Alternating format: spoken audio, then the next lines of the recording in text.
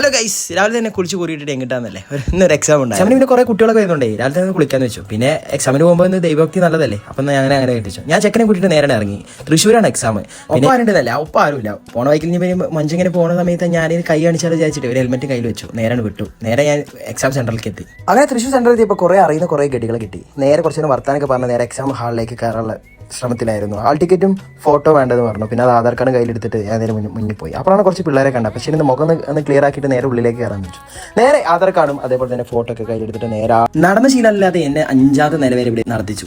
നേരെ സ്റ്റെപ്പ് കയറി മേലേക്ക് പോയി. മേലേക്ക് പോയപ്പോൾ ഫുൾ ചെക്കിങ്. ഒപ്പം ഉണ്ടായിരുന്നു ജീൻസ് പാൻറ് ഇട്ടായിരുന്നു. ജീൻസ് പാൻറ്റിൽ ടൈറ്റ് ആവാൻ വേണ്ടിയിട്ട് ബെൽറ്റ് ഇട്ടായിരുന്നു. ബെൽറ്റ് ഉള്ളിലേക്ക് കയറ്റാൻ പറ്റില്ല പറഞ്ഞിട്ട് അവൻ കയറി ഇട്ടിട്ട് ഉള്ളിലേക്ക് കയറിയത്. എന്താ ചെയ്യാലേ, ഭാഗ്യത്തിന് ഞാൻ ട്രാക്ക് സൂട്ട് ഇട്ടായിരുന്നു. അതിൽ വള്ളിയിലോണ്ട് പിന്നെ ഞാൻ കഴിച്ചിലായി. അങ്ങനെ എക്സാം കഴിഞ്ഞ് പുറത്തേക്ക് ഇറങ്ങിയപ്പോൾ ഫുള്ള് അടുത്ത ബാച്ചിലുള്ള ടീംസ് റെഡി ആയി നിൽക്കുന്നു. അതിലാണെങ്കിൽ ഫുള്ള് പെമ്പിള. ശരി, ആ ബാച്ചിൽ അങ്ങനെ കയറിയാൽ മതി. അപ്പോൾ ഞാൻ പരിചയപ്പെട്ട കേട്ടിയേ ഈ എക്സാമിനെ കുറിച്ച് ഒന്ന് വിവരിക്കുന്നുണ്ട്. പിന്നീട് എന്താണ് വെച്ചാല്